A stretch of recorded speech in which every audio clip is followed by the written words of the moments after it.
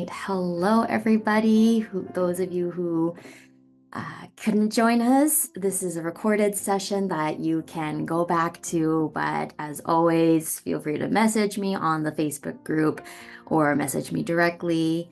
Today, it seems like it'll be a private session for our One Mama, so I'm so glad you're here. I wanted to check in first on if anything came up for you last week or anything interesting come up based on what we covered last week. I'd love to know, and just overall how you're feeling as well, because yeah, pregnancy is not for the faint of heart, you know? So um, do take care of yourself. This is a session. Oh, I jumped in a little bit, but take care of yourself. If you need a snack, if you need a stretch break, go to the washroom, whatever you need, cup of tea, please take care of yourself. I'm so glad to hear pregnancy is coming along well. Thank you for sharing, Olivia.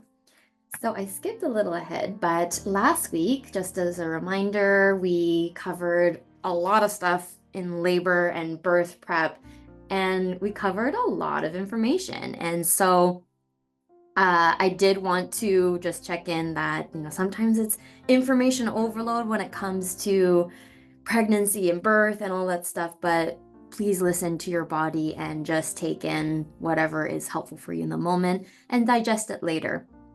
But today, I'm really excited to go over building your support team, your cheer squad on supporting you in the big day. And also, we'll touch a little bit about postpartum recovery as well next week, but we'll cover just how important it is to get those in your corner to help you through this marathon. So we'll jump right in. I mentioned, please take care of yourself, especially as a pregnant person. When you need to get something, please take care of you first.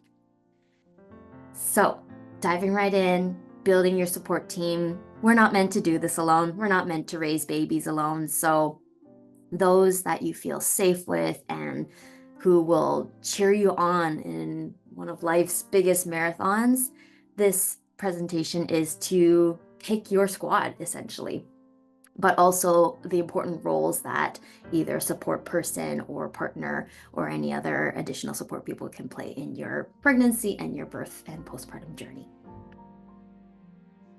So in case you didn't get a chance to go through it just yet, last week I shared the birth preferences sheet that I like to share to all my doula families. So I encourage you to go through it with your primary care, your midwife OB, or anyone who will be supporting your birth and care for your baby. The intention of this birth preference, oftentimes you'll see online a birth plan. I don't like saying birth plan because, as we know, birth doesn't always go according to plan. And we touched upon it last week that birth isn't a linear process. But I'm all about as much knowledge I can provide and share for all my families, the more power you'll get as a pregnant person to be able to make informed decision-making choices, and also your support person to echo and advocate for what is important for you and your family. So the intention of the birth preferences is to start thinking about, one, the who, what, where, and sometimes why, but I put how here. So first off, thinking about who you need to support you through the journey of pregnancy and birth, and also postpartum. We will touch upon that later.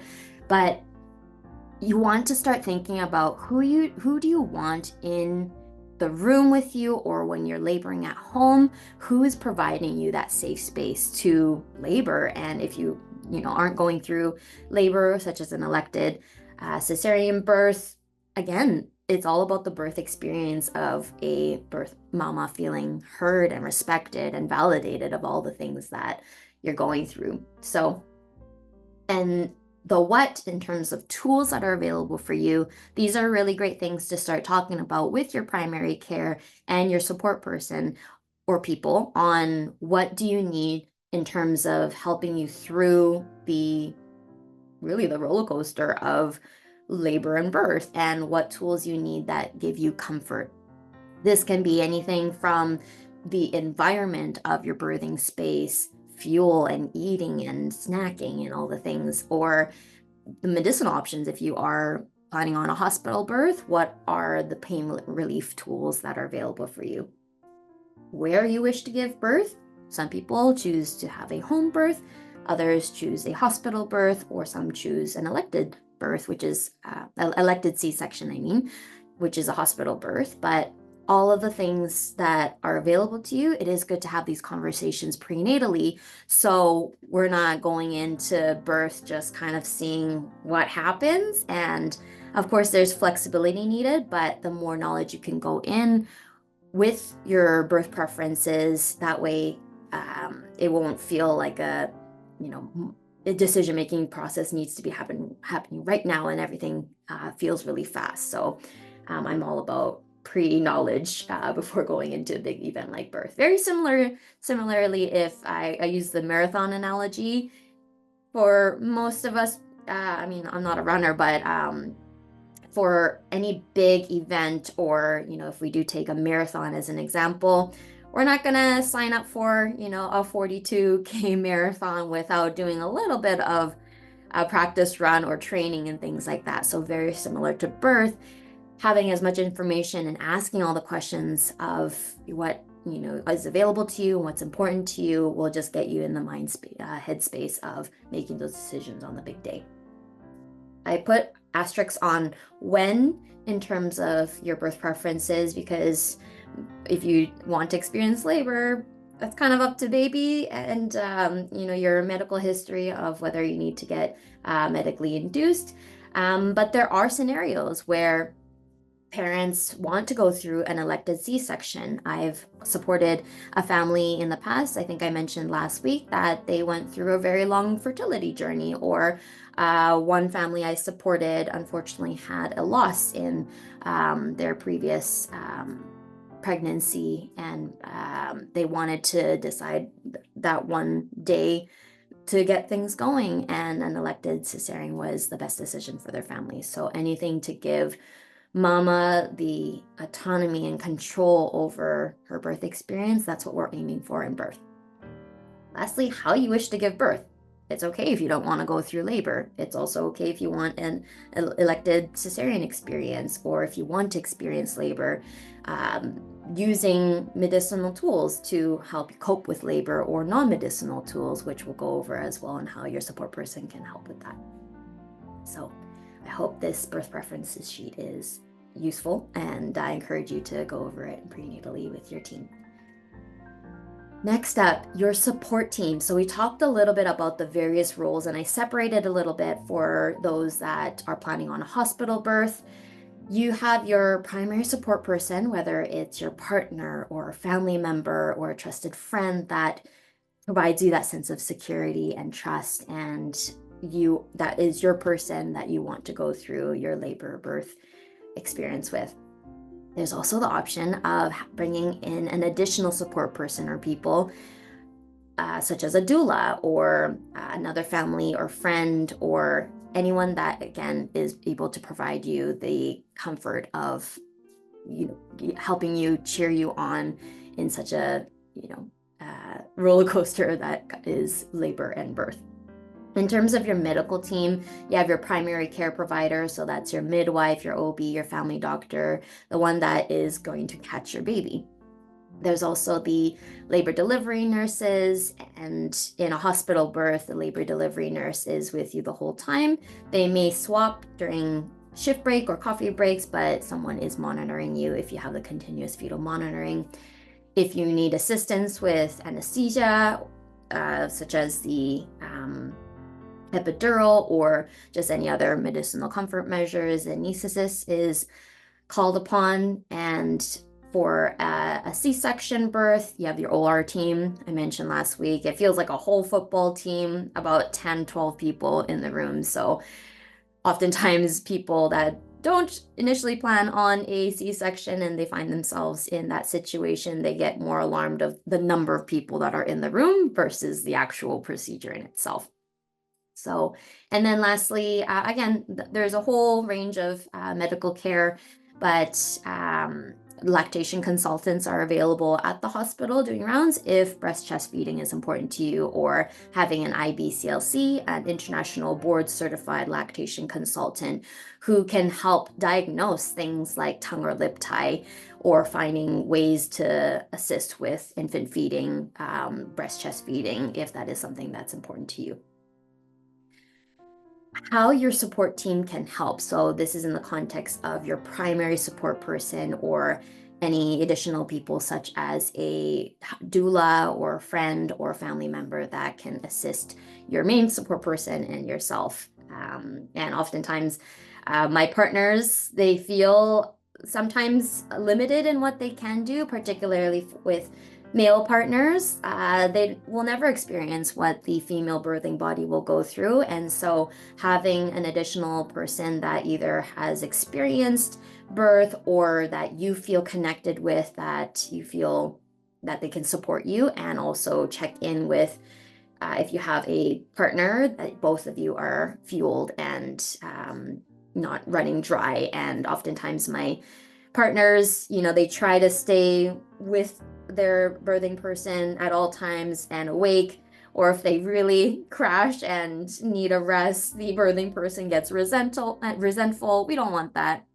We want them to be well rested and fueled. And so when it is truly go time with baby entering the world, that both of you can be present. And so having an additional support person, such as a doula or another friend or family member, can often help with that process. But the biggest ways your support team can help is emotionally. So validating what you're going through or what you're feeling, being present. Oftentimes, my role as a doula, sometimes just silence is okay, and just my presence is enough for some people. We're not chatting the whole time, or I'll kind of see what my birthing person needs and just reciprocating what I'm hearing based on what they're going through. That can often provide comfort, encouragement, of course, and reassurance that if someone is going through labor, that this is all part of the process and that they have options that are available. And again, steering them to the direction that they have that sense of control. And if we're steering in a different way, just reminding them or recognizing that maybe we might be steering in a different way. And also going through your birth preferences if things, change course. Physical support, so physical touch, comfort in, just holding your hand, or in labor. I'll share in the Facebook group later on another sheet for labor coping and different positions that you can try to help progress in labor, but also how a support person can assist you in the labor coping process. Aid in movement. So for labor where the vaginal birth is the goal, the more you move, the more baby moves, and changing positions, even in a hospital birth, is possible. You might need additional assistance from your support person, or the nurse may have also some great tips as well. But aiding in movement is something that the support person can physically help with. Fuel is a big one. So we are running a marathon. We need to be hydrated. We need to have fuel. Snacks is super important. So one of my big tips when you are putting together your hospital bag, bring your snacks.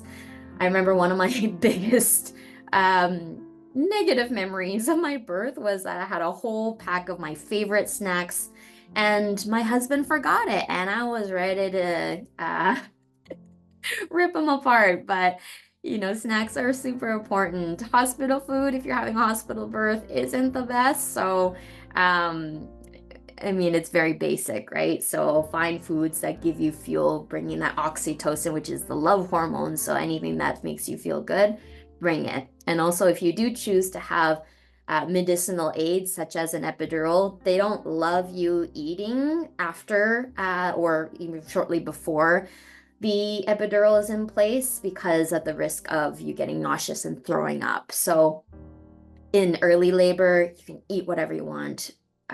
drink, electrolytes or anything to keep you hydrated. And a support person can remind you of that, because when we're so focused on laboring and contractions and the intensity of them, oftentimes we forget. So big tip on that. Comfort items. So wherever you decide to have your birth, if say, for example, if you were to have a hospital birth, you can bring your comfort items from home. So if you have a blanket that, gives you comfort, or a heated blanket is really nice. I have a heated blanket on me right now because I'm always cold.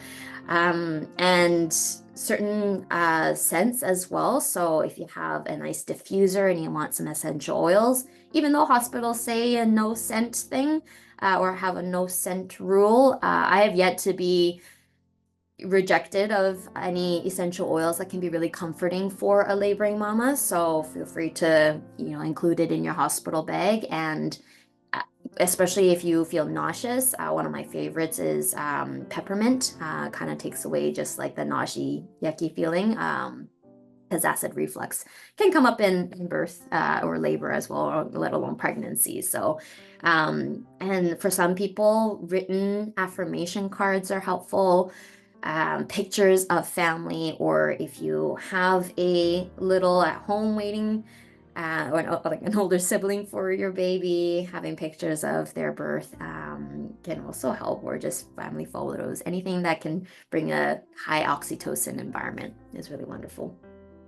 Mental spiritual support. So lowering the mental load of the birthing person from thinking, oh, is this what I want? Or just, when you have the birth preferences, that is a quick reference point of what is important to you in birth, and just taking away the mental load of, do I need this now? And we'll talk about in postpartum recovery planning, but for birth, I love to encourage families that have a partner, or birthing person that has a partner or a support person attending their birth, to think about a code word. So code word is essentially just one random word that, say for example, you need help with a medicinal tool such as an epidural. It could be just a random word like hot potato, and hot potato means that I need the epidural now. Don't question me. Don't ask whether how much I need to wait around for. It's just I need help right now. And it lowers the mental load of almost determining your own boundaries of whether you can go further or not. You've hit the moment where you don't want to keep going without aid. So really, really good tip on that. Providing a sense of community. So whether it's a community of friends that have gone through labor, birth, or any certain shared interests that can be really helpful preparing to your birth.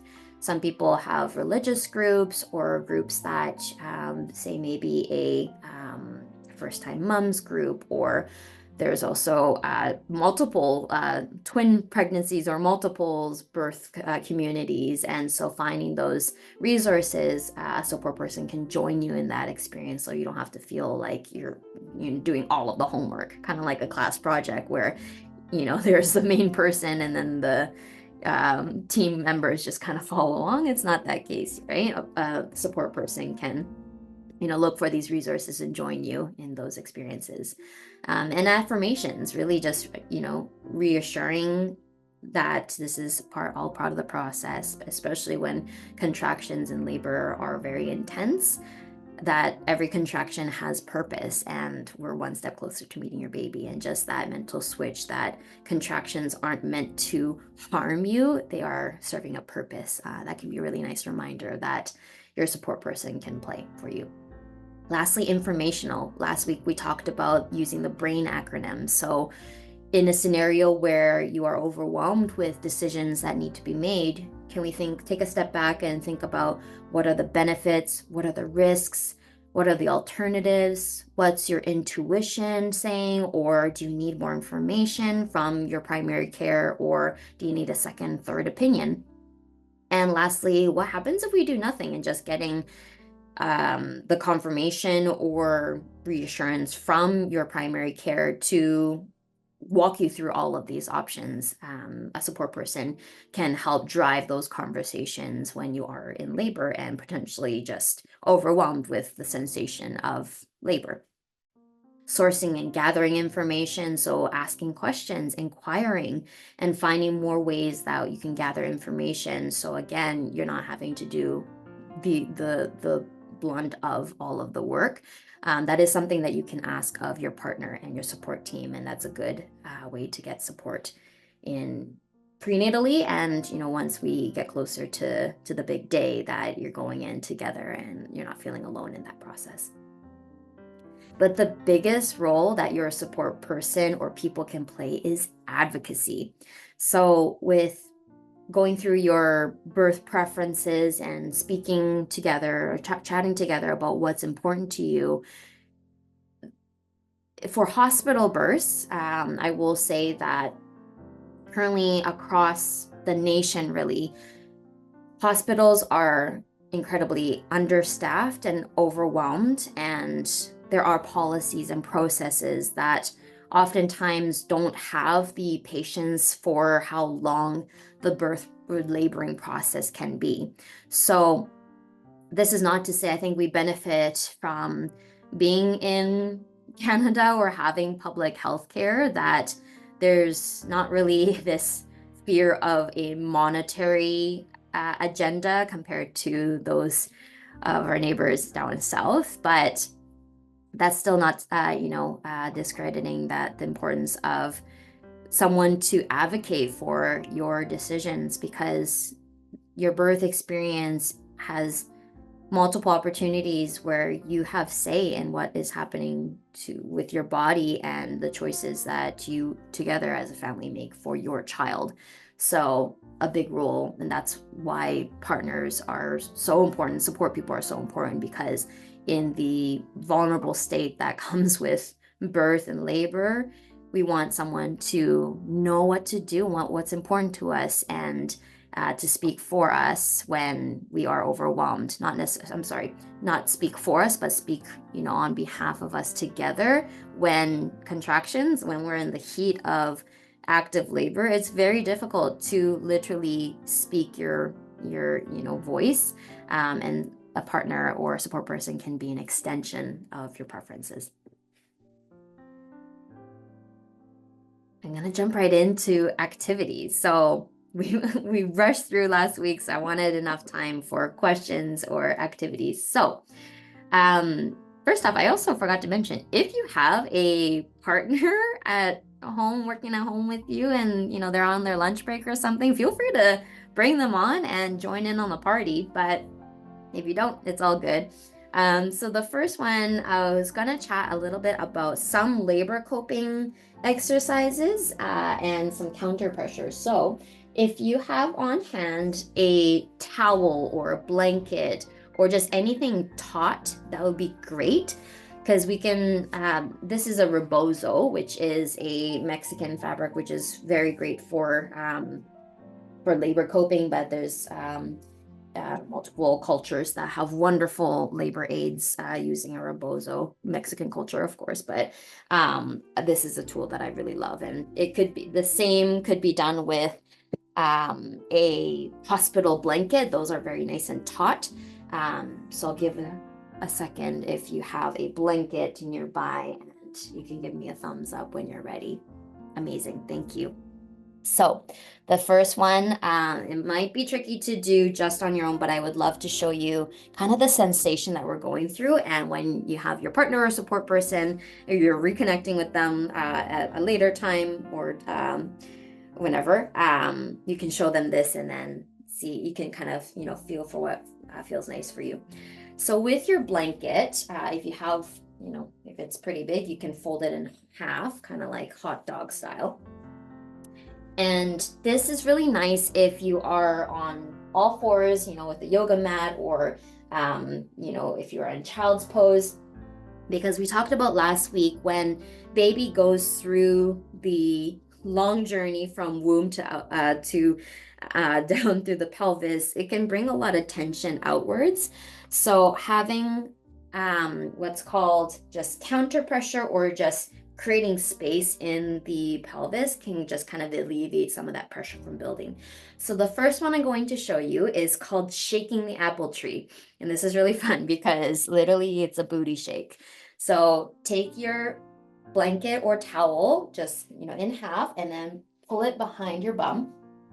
And again, I'll show you first how your partner can do it. But I'm just standing up here, but if it feels better to be on your all fours, go for it.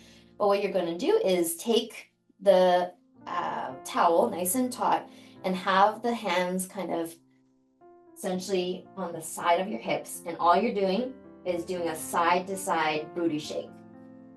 So you can give, and then what I also like to think about is imagining that there's 3 points on your booty. So you have your top, right at the top of your hip, kind of the mid pelvis area, and then right at kind of the sits bone area. So we go from the top, nice little booty shake, middle booty shake, and then right at the sits bones. This will feel very different getting help from a partner. I know we're kind of doing this on our own right now, but the point of the shaking the apple tree is to make more space in the pelvis. And this feels really nice when the contractions are coming in, and it actually might feel nice right now, especially if a lot of the baby weight from baby is quite low, and especially, we're getting our summer babies close too. So, even, prenatally, if you're just feeling really like lots of tension in the lower back, try the booty shake. Really, really nice. Another one that you can do with your towel, with your pregnant belly. It's kind of hard to show without a partner, but I'll just show you if I had a pregnant belly. You can have the towel still folded or, fully covering your belly. But essentially, for those that are experiencing a lot of pressure in the front of the pelvis, lifting some of the belly weight can just, provide some sort of comfort. So if you have a partner behind you with the towel and have the towel under your belly and lifting upwards, you don't have to do anything. Just have them lift upwards. It kind of just alleviates some of the pressure and the weight that baby is taking up on the front of your pelvis. So that's a nice one. There's another thing you could do with in a hospital as well. I'll just kind of show you on the floor here. But with either a towel or rebozo, if you are literally on the on all fours and then almost kind of like a crouched child's pose, your partner can stand behind you, wrap the towel under your belly, and do a side to side sway. So kind of not like the shaking, we're not shaking, but almost doing kind of like a side to side. Again, the point is to alleviate pressure from building, and that's another great way to help baby descend as well. So you can give those a try with your partner. If you have any questions, if you're like, I don't know what's happening, feel free to message me. Again, it's a little tricky without showing with a partner. But those are some great easy ways that you can just pick up a blanket, or hospital, when you're at the hospital for a hospital birth, a blanket, and they're nice and taut. So we don't want this stretchy blankets, because we want a nice tautness, just to get, if you are doing the shaking the apple tree, that you're getting a nice firm grip on the side of your hips, so then you can get a nice little booty shake. Great one there. Next one, counter pressure. So I am showing on my screen here counter pressure with a double hip squeeze. So this is a fan favorite of my mamas who are going through labor, and when everything is pushing outwards on the pelvic bone, counter pressure can just help alleviate some of that pressure. So I mentioned this is the female pelvis, this is the front of the pelvis, and this is the tailbone. We have a lot of nerve endings on the tailbone. So when baby, this is actually a more realistic size of a newborn versus my giant one that I had last week. But depending on baby's positioning if we have an OP baby, so back of baby's head is facing mama's tailbone, there's a lot of pressure building up on a very sensitive spot. So counter pressure can feel really nice where essentially if you feel for your own body, we have the top of the pelvis, slightly down here. We have the top of the pelvis, or I guess hip bone, and then about maybe 3-4 fingers down from there, you can take your hands, again, hard to do on your own, but you can coach your support person. But we're taking your palms into your pelvic bone. And you could do this on all fours and then get a feel for where would be most comfortable. But we're aiming for right in between this area. So again, this is the tailbone. This is almost kind of where your hip flexors are in just this area. So you're pushing in. And counter pressure feels really nice if you have a contraction coming and your support person can hold that double hip squeeze for you throughout your contraction, and also help remind you to breathe as well. So the sensation that you're going for and the pressure is essentially not to, move and massage. It's just to hold that pressure inwards so you can feel just a little release of tension building. So double hip squeeze is a very popular one. Another great one is sacral pressure. So right at the tailbone, almost kind of if you feel for in your bum, there's a nice curvature right where our tail would be. And again, depending on baby's positioning, your support person can kind of press down as if they're about to do CPR on someone, just pushing inwards. And again, alleviate some of the pressure from building right at the sacrum, which has a lot of nerve endings as well. So a combination of the double hip squeeze, sacral press is all very helpful in the heat of contractions. And another variation, if you are on your side on the hospital bed, or if you decide to have an epidural, it is possible to give that counter pressure relief. You can take your fist, or your partner can take their fist, and then just hold right at the sacrum inwards. And again, it feels very nice if everything is pushed outwards as baby is descending down into your pelvis. So I hope that was helpful. I know it's tricky without a partner to coach in live. Okay. The last activity I have is diaphragmatic breathing. So I mentioned last week that at times of stress, we are all shallow breathers. We tend to breathe just kind of at our chest, and when we're stressed out, we even kind of, move our shoulders upwards and everything seizes up here.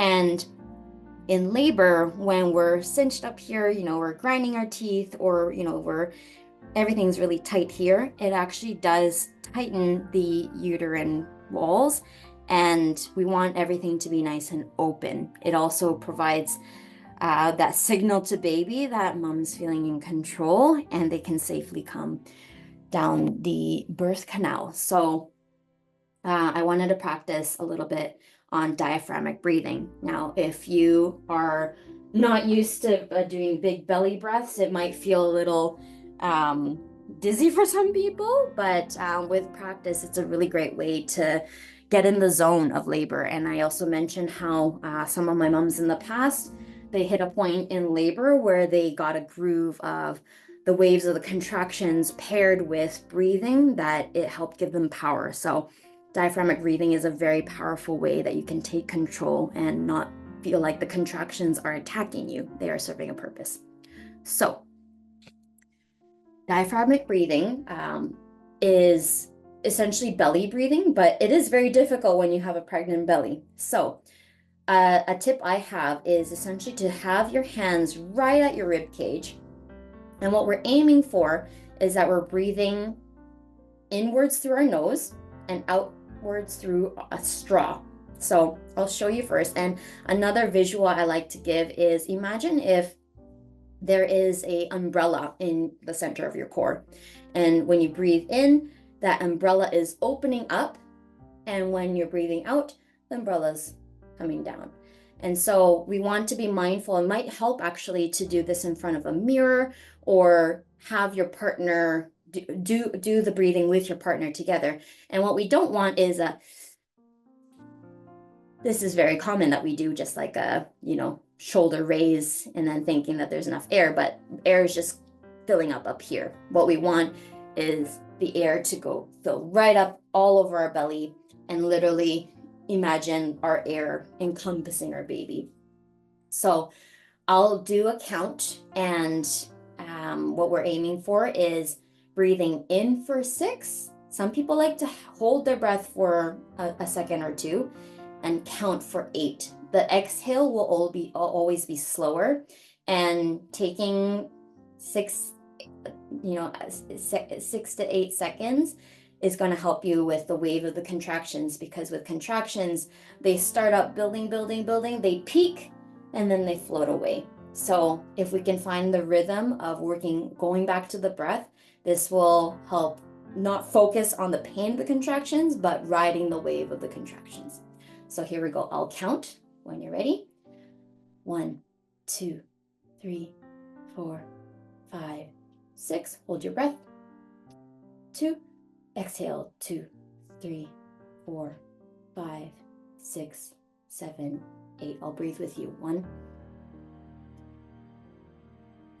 6. Hold. 1, 2. Breathe out.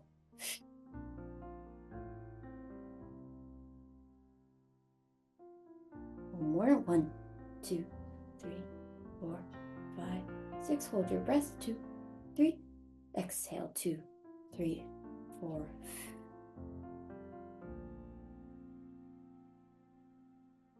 So if you can imagine your rib cage pushing out in your hands rather than your shoulders raising up, that is diaphragmatic breathing.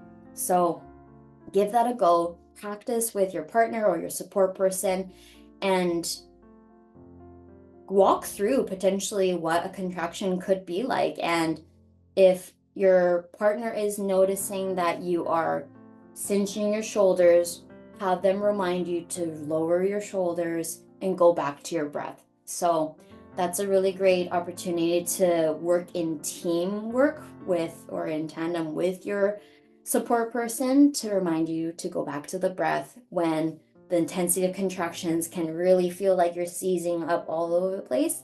But for labor and a vaginal birth experience, we want to imagine everything opening and welcoming the contractions, because each contraction has a purpose, and we're going to meet your baby with every single contractions. They do serve a purpose. So I'll leave it at that in terms of activities, but how was that exercise? I know it's a bit different if you're not used to diaphragmatic breathing, but definitely a great tool to practice prenatally, because it is very easy for us to lose our breath, literally, if our body's not used to it. So the more you can practice prenatally, maybe just take 5 minutes to yourself, whether it's, in a nice bath, or right before you go to bed, or first thing you wake up and do a part of your morning routine. Just take 5 minutes just for yourself to practice diaphragmatic breathing, so we can get nice belly breaths. And when it's go time, when you're about to meet your baby, you can go back to the breath, and your body has muscle memory in riding the waves of contractions. The last thing I'll leave you with is resources for building your birth and postpartum team. So if anyone's curious on how do you go about working with a doula, can I interview doulas, or where are all these doulas out in my community? The first resource that might be helpful is to go on doulamatch.net. It is essentially a classifieds website where you can punch in your postal code, or there's a whole bunch of checklists that may be of interest to you. Maybe you're looking for a doula who has experience with multiples, if you're expecting multiples or twins. Maybe you're looking for a doula with a religious charm or ideals that resonate with you. Maybe you're looking for a doula who supports home births and has experience with home birth. There's a whole flavor of doulas out in the community, and you get to interview and decide who you want to be part of your birth team. And doulas, we're not a doula for everybody, and that's also something to acknowledge, that one person recommendations are great, of course, as well, from your midwives or your OB as well, but it is such a personal decision to bring someone into your birth experience. So definitely have a partner or support person in those conversations with you, so you both can make that informed decision of who can support you and be that cheerleader, an extension of your primary support person. Another one is Brood Care. They are a doula agency. So I am one of the doulas that are part of Brood, and they're a wonderful community of doulas of all different backgrounds. Some are newer doulas, and others have been around for, 15 plus years. And so everybody has their own background and strengths and things that may resonate for you or any other families. So there's also affordable options that you can find a doula as well. And also select midwifery clinics may have a doula a doula collective as well. Particularly South Community Birthing Program is a midwifery clinic, but they have a volunteer doula network if you are a patient with South Community, but if not, they have great resources to source a doula in the community if that is something that you are interested in. South Community also has a wonderful weekly postpartum drop-in group of various topics that you can listen in on. They have experts in the community talking anywhere from newborn care to car seat safety. That's actually how I found out about what car seat techs are. I didn't even know that was a whole world out there. And that's how I met my car seat technician trainer as well. There are mental health experts that talk about the planning in the postpartum season, and lactation consultants, a whole range of various topics, introducing solids to your baby. And you don't have to be a patient of South Community to enter those or to join in on those webinar sessions. I'm not sure if they've started it just yet, but I remember that was a big highlight for me when I was in my early postpartum days, figuring out how to parent. So they're a wonderful, wonderful community to reach out to. And opportunities, I think they also have in-person opportunities as well if you want to connect with any other parents that may be having babies around the same time as you. There's a community out there for everybody. So that's it for today. I'm going to cut it short of it today. If you have any questions, please feel free to put it in the chat, or if anything that you wanted to spend a bit more time in that I can rehash for next week. We'll be chatting about all things postpartum next week. Although I said that it's hard to plan for birth, you can plan for postpartum. You can plan for what sort of energy you want to bring into the space, who you want in your space, and when you want to have your first visitors. That's all up to you. But also planning for the communication between your extended care team, so your primary support person, but also any other family members who are supporting you in the postpartum journey with your brand new baby. So if you have any burning questions about the postpartum journey, please don't hesitate to message me or add them in the Facebook group. But that's it for today, and I hope that was a little bit more comprehensive than me rushing through such a big topic like labor. But yeah, that's it for today. Thank you so much, and again, feedback is always welcome. It always helps me craft the next week's curriculum, and I really want it to be valuable for you and that you get the most out of these workshops. So please let me know. Okay. Thanks so much. And I hope you have a wonderful afternoon, and I can't wait to see you soon. Oh, I got a question here. Yes, quick question, bridging some of the concepts from this session and next session. One of my main concerns, labor is a risk of tearing. Yep, valid concern. I have seen various resources which suggest different positions to minimize tearing and was wondering if you had any input on this and how the medical team has perceived these preferences. Does there tend to be a lot of pushback for wanting to deliver in different positions? This is such a great question and so valid in terms of fears around tearing. Now, there's not necessarily pushback on various positions to deliver, and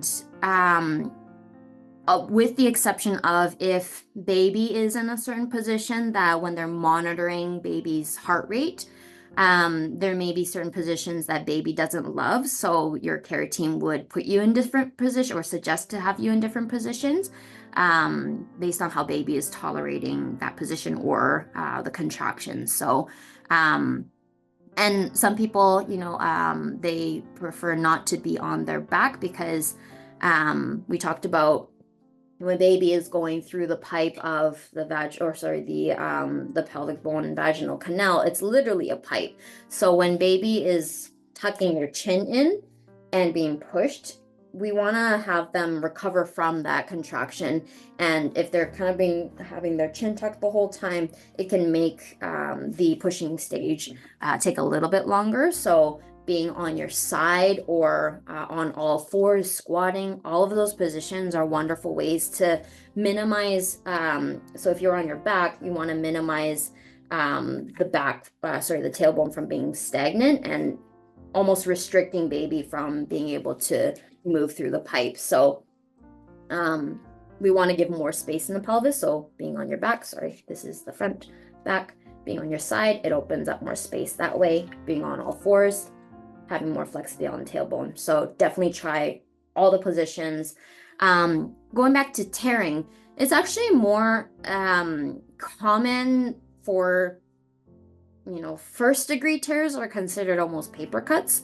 In birth, second degree tear is actually more common than we think. And when we get into the realm of, third, fourth degree tears, even some second degree tears, depending on where the tear is, more up on the vagina or, where exactly the tear is, they may require stitching, which is dissolved in the perineum, and you don't have to go back to remove the stitches.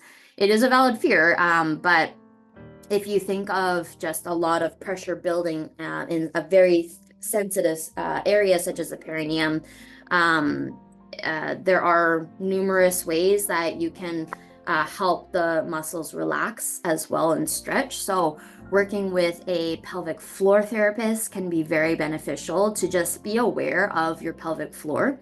Pretty much most people don't know of their pelvic floor's function until we want to start having a baby. So there's a wonderful pelvic floor clinic out in Vancouver called Cheerful Pelvis, and they have online webinars and community support as well. So definitely encourage pelvic floor therapy, even if you decide on having an elected cesarean,